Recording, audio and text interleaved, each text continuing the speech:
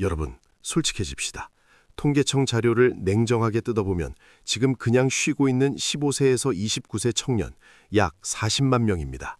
범위를 30대까지 넓혀도 70만 명 수준입니다.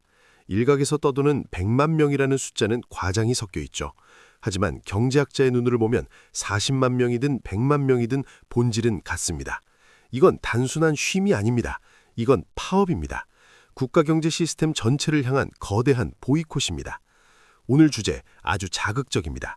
월 300 받을 바엔 그냥 놀래요. 기성세대는 혀를 찹니다. 배가 불렀다. 눈높이가 높다. 하지만 경제학적으로 이는 완전히 틀린 해석입니다. 인간은 철저하게 이기적이고 합리적인 경제동물입니다. 청년들이 일하지 않는 건 게을러서가 아니라 지금 노동시장에서 노동을 공급하는 것이 손해라고 계산했기 때문입니다. 감정이 아닌 철저한 수지타산의 결과입니다. 계산기를 두드려 봅시다. 세전 300만 원, 실수령액 260만 원 남짓입니다.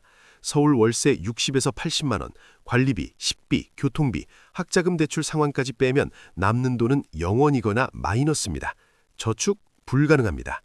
586 세대나 X세대가 일하던 시절과는 월급의 함수가 다릅니다.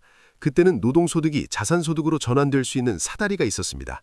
하지만 지난 10년간 자산시장의 폭주를 목격한 지금의 청년들은 계산을 끝냈습니다. 이 게임은 노동으로는 이길 수 없다.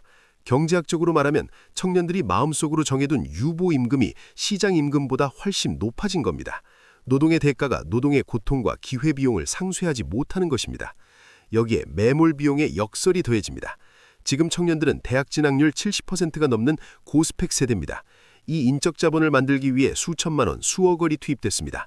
그런데 시장은 초보니까 최저임금부터 시작하라고 합니다. 고비용을 들여 만든 고급 상품을 헐값에 넘기느니 차라리 판매를 보류하겠다는 것이 바로 쉬었음의 본질입니다.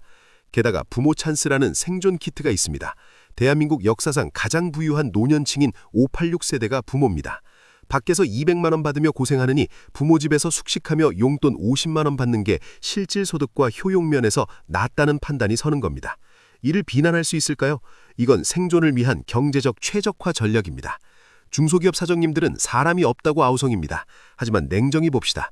2024년 정부는 이미 E9 비자 쿼터를 16만 5천 명이라는 역대 최대치로 늘리며 문을 활짝 열었습니다. 작년인 2025년에 쿼터가 일부 조정되었다고는 하나 이미 현장은 외국인 인력으로 구조가 개편되었습니다. 청년들은 바보가 아닙니다. 그곳에 들어가면 커리어가 꼬이고 다시는 더 좋은 시장으로 진입할 수 없다는 낙인 효과를 두려워하는 겁니다. 결국 지금 수십만 명의 청년들은 사회를 향해 임금을 올리든지 물가를 내리든지 집값을 잡든지 하라며 무언의 시위를 하고 있습니다. 노동의 가치는 바닥이고 자산 가치만 비대한 세상에서 노동 공급자가 파업을 선언한 겁니다. 자, 여기까지는 청년들의 선택이 합리적으로 보입니다. 하지만 경제학자로서 저는 미래를 예측해야 합니다. 이 합리적인 선택이 시간이 흘러 집단적 결과로 나타날 때 얼마나 끔찍한 재앙이 될지 경고하겠습니다. 지금 이 상태가 3년, 5년 지속된다면 첫째, 부모의 은행의 파산입니다.